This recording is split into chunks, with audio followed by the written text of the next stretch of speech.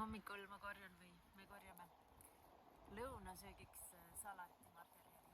Ma valin sellised hästi väikesed naadilehekesed ja värsked võilillelehed.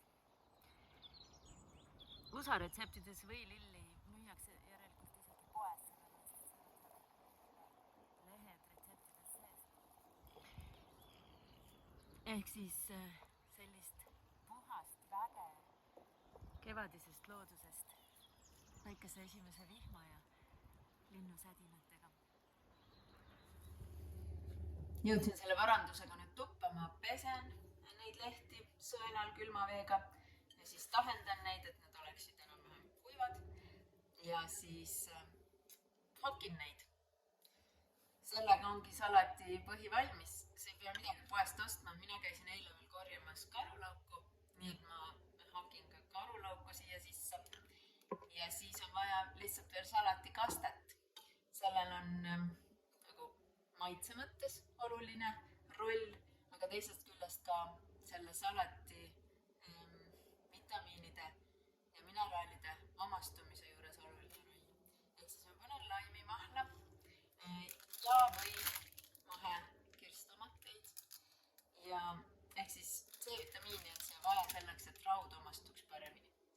Ja teiseks ma panen Kreeka pereistanduse oliiviõli, siis esimese külmpressi oliiviõli.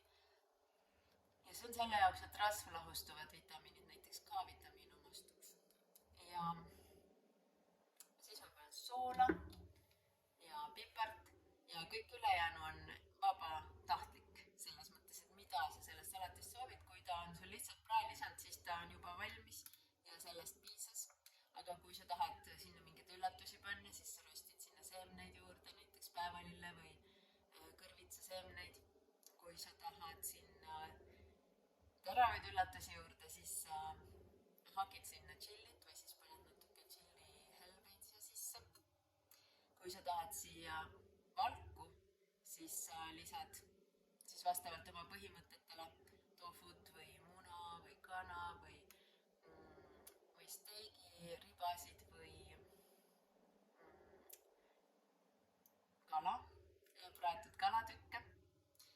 Ja kui sa tahad mingit teravilja siia sisse, siis sa keedad natuke tatart või kinaad ja lisad seda siia.